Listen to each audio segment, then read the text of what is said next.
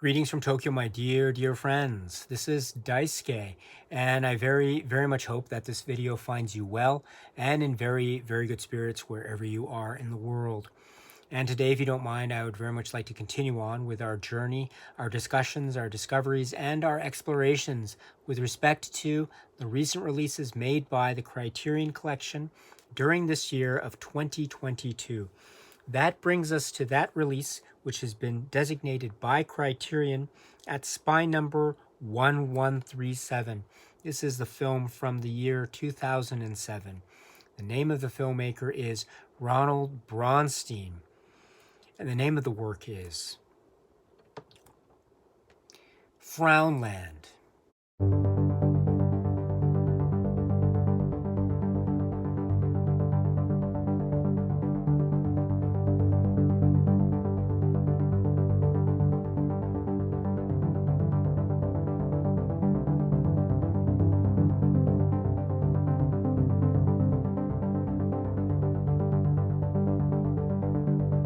This is the work from the year 2007, and it is from the filmmaker Ronald Bronstein, and it stars Dory Mann as the character of Keith. And what a film this is, Frownland. This is a film that I had not seen prior to this Criterion release, and so it was my great honor and privilege and great fortune to be able to see it in this way for the first time and many times. What a fascinating film. I'm still, in many ways, trying to process what it is I have seen over the course of these multiple viewings, thanks to the greatness of this Criterion release. And I think that continuation of my own processing of my viewings of this film, I think is a good thing, because it's a very perplexing and fascinating work of art that seems to be so what's the phrase, DIY, and so much made out of sheer will.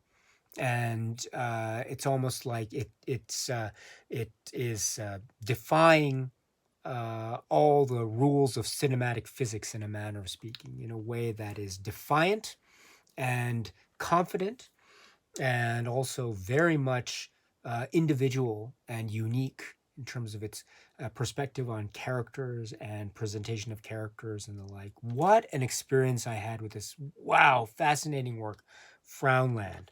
So, this is again a film that I've seen for the first time, and so let me now try. But I've seen it a number of times to try to be a little bit more comfortable with the story and the setting and the characters. So my understanding is, if we were to talk about the characters or the story or plot structure, we can talk about this character who is the Dory Mann character, Keith, and his interactions, shall we say, with other characters, the outside world, and his very, say, his very maybe unique is not the right word, perhaps, but his very individual characteristic behavior and manner of speaking and way of communicating what it is he's thinking and feeling with other people, or his ability or lack of, or his inability to be able to do that in a way that might be seen as quote unquote effective from a general societal perspective.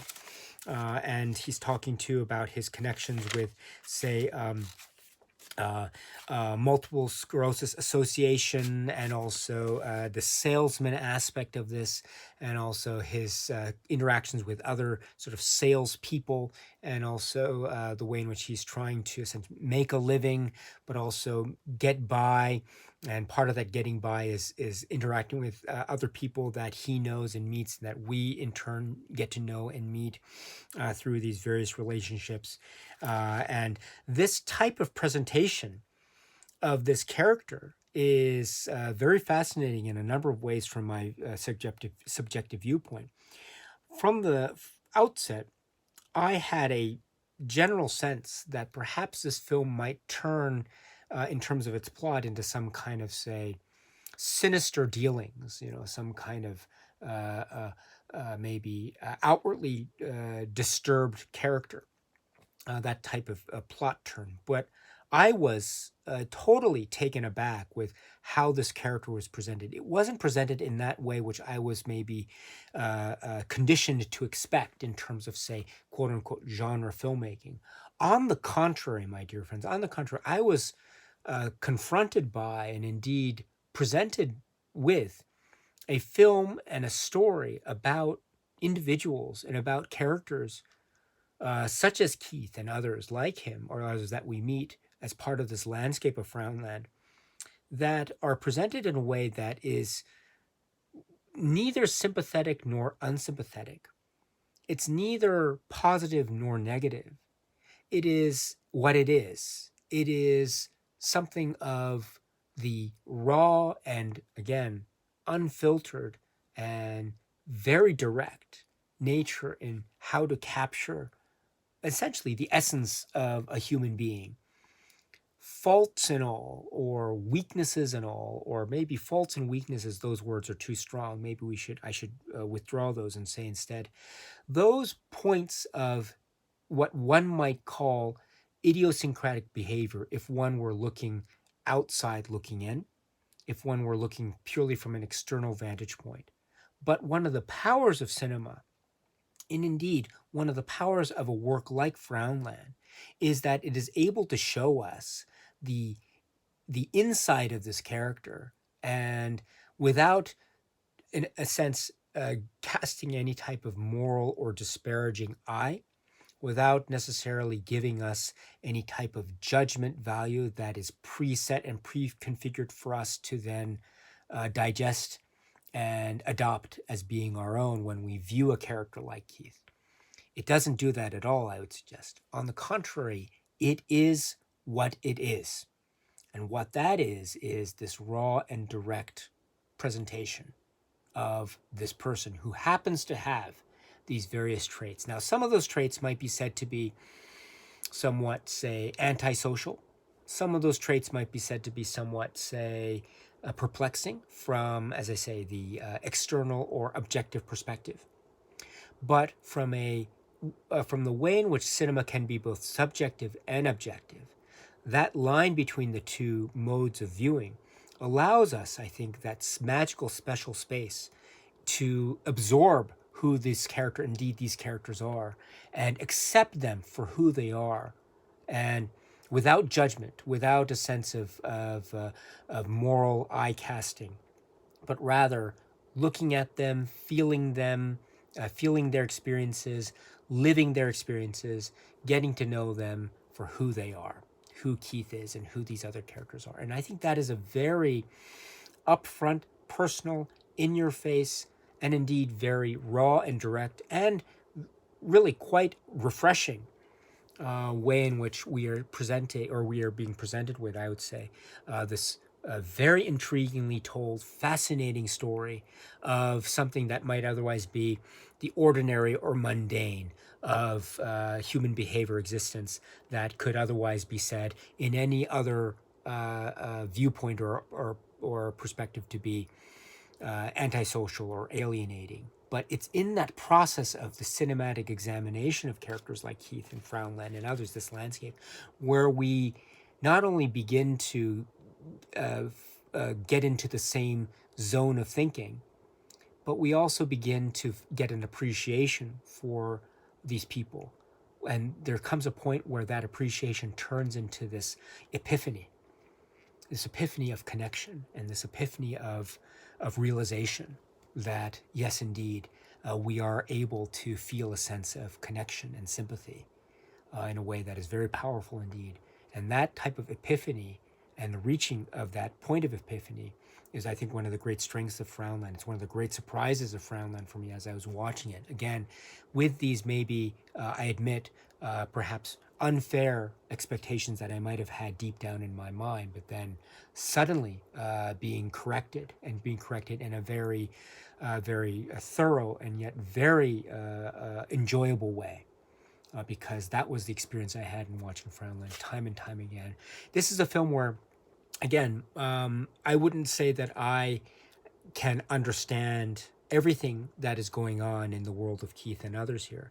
I can't say that I appreciate and connect with absolutely everything that's going on. But That's not the point. The point is to be able to connect and to enter into this world of this person with whom maybe we have very little connection.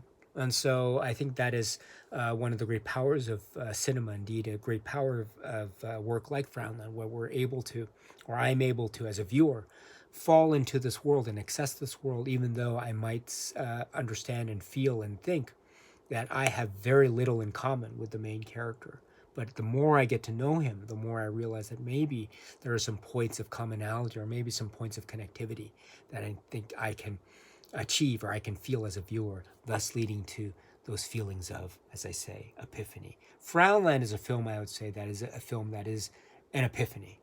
It's a cinematic epiphany. And for that, I am so impressed with this film.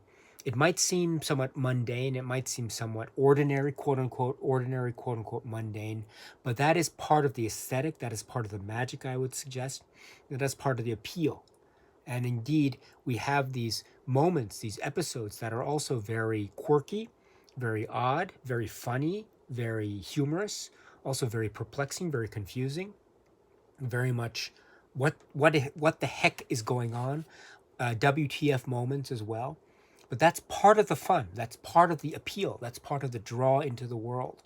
And that was indeed one of the many ways in which I, as a viewer, was able to get into this world so many times, every time I was able to watch this. Again, this was my first time watching this with this Criterion release, and I watched it a number of times, and I'm still trying to process it. But that is a good thing because it is giving me a lot of food for thought. Indeed, so much food for thought that I am left here very impressed and very connected, and indeed feeling very much of that epiphany, which is Frownland. So the Criterion Collection releases this film, Frownland, on this Blu-ray edition at SPY number 1137.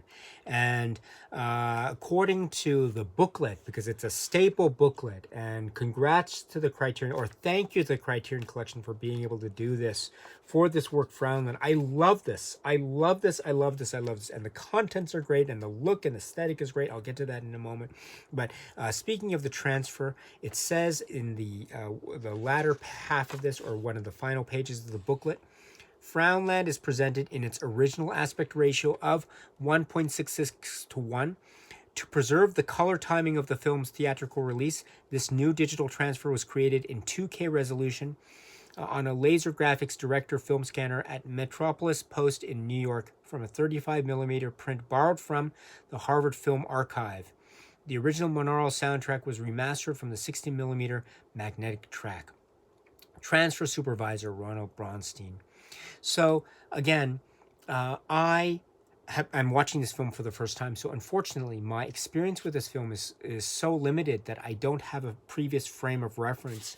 So I can't compare it with any previous watch of this film because I haven't seen it previously. But what I gather from the aesthetic, this is a very low budget film. It is very proudly, I think, a low budget film. And it shows in its aesthetic, I think, in terms of the necessity of the filmmaking, I understand it, but also in terms of the cinematic aesthetic that is being applied. This is very much a film that is very much part of that has that gritty, rough feel, but that is in no way a detriment to the work. On the contrary, it has I think, a lovingly applied cinema verite quality that is preserved, or I get a sense that it's being preserved in terms of the visual and audio presentation of this work under this Criterion release. I thoroughly enjoyed this very much, and I think part of that enjoyment was the look and feel that I felt and could appreciate and enjoy without interruption, without any type of distraction when I watched this presentation from Criterion. So well done. I love this. It was great. And then now speaking about the supplements that are included with this. So there are a number of supplements that are each very fascinating. And I love the menus, the description menus of this. So when you put this disc into the player, go to the menus. And sometimes, when you go to the menus of Criterion releases, you'll see descriptions, which are editorialized descriptions of what the supplements are. Here we have very different approaches to descriptions of supplements, and I don't want to spoil the surprises. Go there and read them, and find out what they are. They are so great. They're so wonderful. I love the wording. I love the approach. I love the almost nonchalant aspect of this. But that's part of the appeal, I understand, of this, and that is kind of the being consistent with the world that is being presented and being created in this great work, Frownlands. I love that. I love it's all the way down to the details of the descriptions found in the menus, the submenus. It's great. But now going to the supplements, we have the first section, which is deleted scenes, and this is, I understand, two scenes. One is 8 minutes, the other is 11 minutes, and so there is also a kind of written commentary in the menu with regard to the scenes, or one of them anyway, in terms of something to do with, say, analysis, and another to do with one of the aspects of the film, which is an association in connection with multiple sclerosis. So these, again, are building out the world in many ways. Indeed, one of them too goes into a type of psychoanalytical exploration and revelation and discussion, a very intimate discussion with one of the key characters. So very revealing stuff. I must say that I didn't watch these deleted scenes until I had seen the film a number of times, because I wanted to get a better grasp of the film first before I jumped into these supplements. So I think that helped me, because I was able then to appreciate the world. And in many ways, these deleted scenes are kind of like world building, or further world building, or furtherance of the world building that we see in Frownland. So in that way, it's fantastic. And so in order for me to get a sense of the world, I wanted to watch the film a number of times before I could appreciate the deleted scenes. And so that helped me a lot. And I love these deleted scenes, and they're funny and tragic and poignant and humorous, and semi-comic, semi-tragic all at once. Great, absolutely great. So please check these out if you can. The first one is 8 minutes, the second one is 11 minutes. And that's not all, because the next supplement is called Director's Statement from 2008. And this is approximately 2 minutes, and I understand this is an introduction that is meant for a Canadian TV or Canadian TV programming. I saw this, and I saw the concept. How should I explain it? Let me just say it has to do with a dollar, or a dollar bill that people find on the street. Let me put it that way. And this type of what might be described as lowbrow base entertainment is still entertainment. And I love this. I absolutely adored this. I couldn't stop laughing when I was seeing this director's statement. My stomach hurt because I was laughing so hard. It was like that. I was in stitches. And I mean that in a very positive way, because I also understand that there is a sense of almost a type of anarchy that is at the heart of Ronald Bronstein and what he's approaching this. There's an anarchy here, but it's an anarchy that's also, it's an anarchy that has a kind of hint of love and affection, but that hint of love and affection will never be revealed by the person. You know what I mean? So it has that love-hate, but it's not even hate. It's just anarchy for love's sake, but never revealing love, because the person would much rather show a sense of anarchy. So and it's done in a way that is so funny. I don't know if I'm able to describe it fully. You just have to see it for yourself if you haven't seen it. It is hilarious. It is hilarious. So this is Director's Statement from 2008, approximately 2 minutes. Please check it out if you haven't already. It is so great. But that kind of quirkiness doesn't end there, because then we have a 2018 discussion between Ronald Bronstein and Josh Safdie on FROWNLAND. This is approximately 35 minutes, and it's described as being from for the Criterion channel, again from 2018. It's already very quirky and funny off the bat because we understand that Ronald Bronstein doesn't like to talk about the making of this film, FROWNLAND, and you get a sense of this actually in the booklet, and you also get a sense of this in another release, which we'll talk about in a separate video, which is called Daddy Longlegs, and there's a supplement here which is called a talk show or episode of talk show. Ronald Bronstein is featured, and the interviewer is trying to ask him about FROWNLAND, and the results are hilarity ensues. Let me put it that way. So there is a type of resistance that Ronald Bronstein seems to be displaying when asked about FROWNLAND, but it seems like the only person that could, or one of the only people in the world that could get him to talk about FROWNLAND is Josh Safdie. Even though Josh Safdie here is very ill, he's under the weather, he's still sitting down for this interview with Ronald Bronstein, who is already kind of hesitant in talking about FROWNLAND. So this setup, someone with a cold talking to someone who probably doesn't want to talk about his film, that is already funny. And just it's amazing, that setup. And then you go into this discussion, which is great, which is really great, talking about the heart and soul and the spirit of independent filmmaking. I mean, this is independent filmmaking.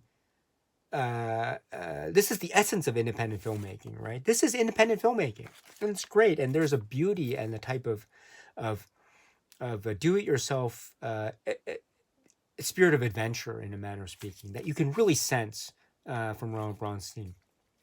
Even underneath maybe that dry, acerbic, cruel wit, perhaps, it's there. And he's talking about influences like watching Mike Leigh films like Naked, and talking about how this is in terms of filmmaking and self-flagellation, and also talking about the making of FROWNLAND and the year, the expense, the time period it took to make this film FROWNLAND.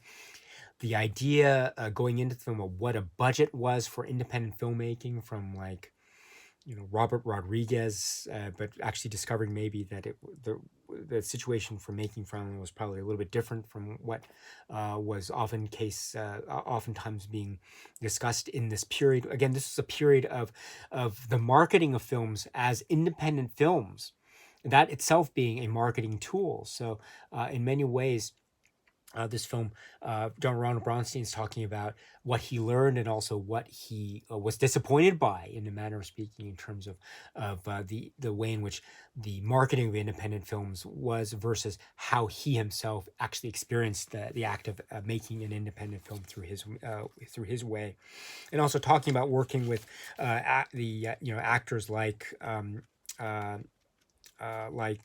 Dory Mann, who plays Keith. And how he introduced in like a family funeral, and the like. And so again, the beautiful oddness of this situation just keeps going and going, and that's the brilliance of this. That's the brilliance of FROWNLAND. That's the brilliance of the Criterion release, and that's the brilliance of this discussion. And then Ronald Bronstein is also he might have this type of acerbic almost wit about him, or this acerbic wit, but he's also very sincere and earnest. Don't get me wrong, there is a sincerity and earnestness about his conversation here with Josh Safdie. That's really great. That's really endearing. He's talking about looking at this work after all this time. He's also talking about, as I mentioned earlier in the discussion, sympathy or non-sympathy. This is borrowed from Ronald Bronstein's comments here in this conversation.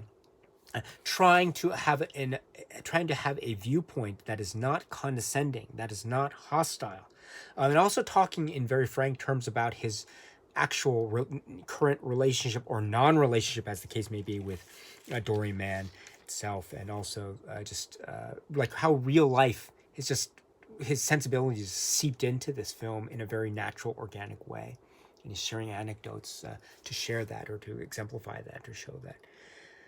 Wow.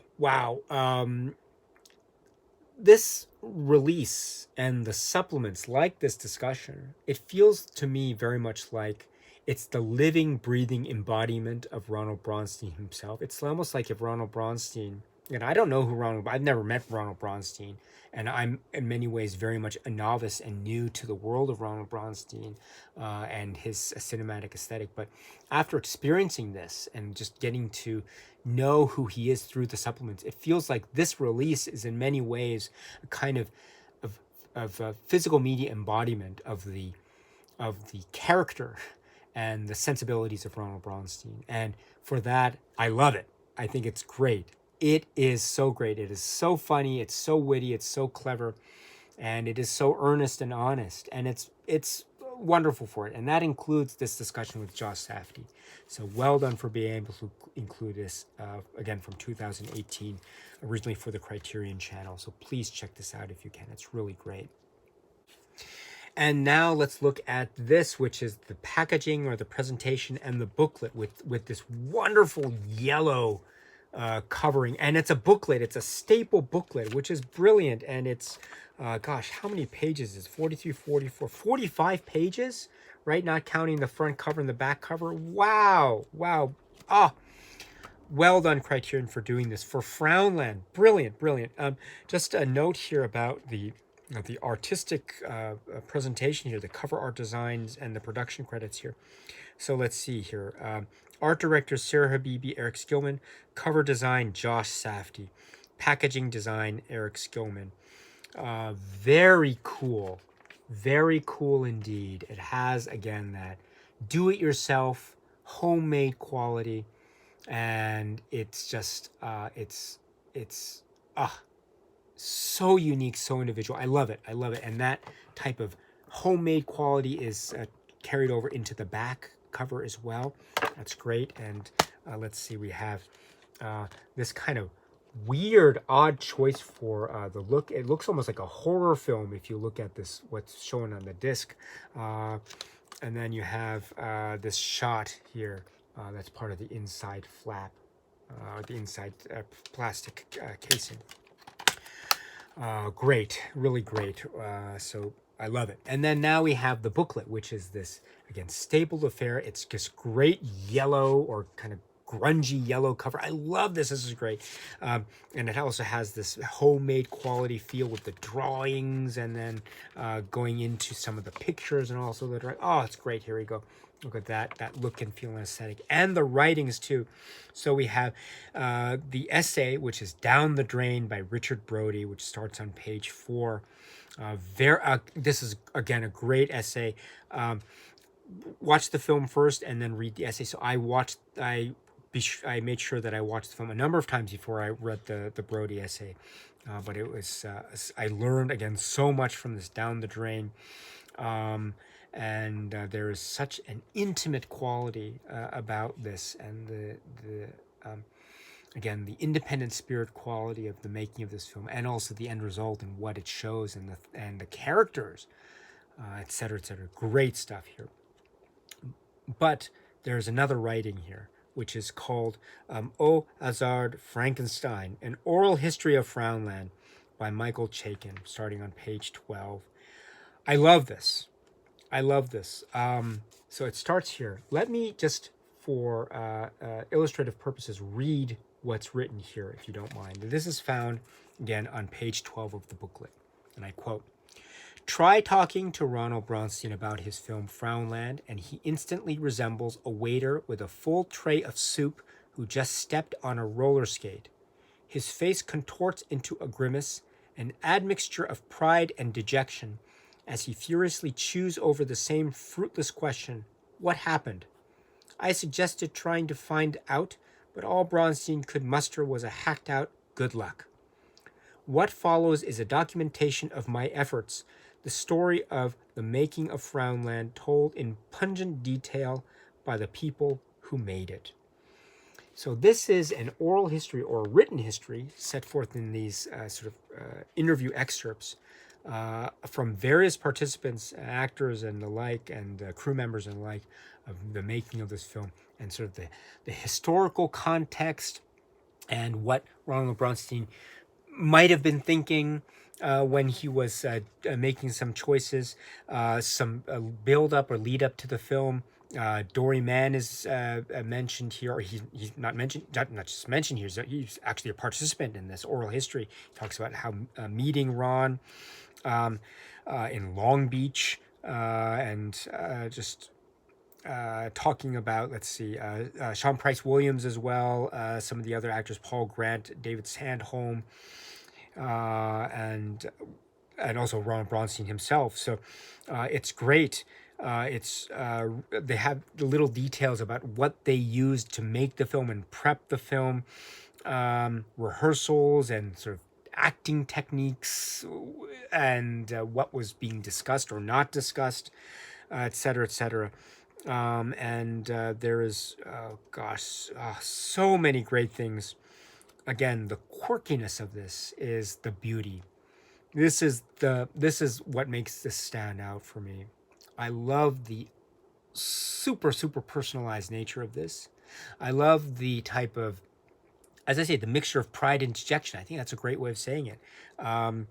And this idea of an unwillingness to speak while speaking at the same time, and the details that emerge are amazing. I love this. I really love this oral history. I thought it was great. I think if you haven't checked it out, you should check it out. It's wonderful. I learned so much. I was laughing. I was absorbed. I was riveted. Really, really, I was.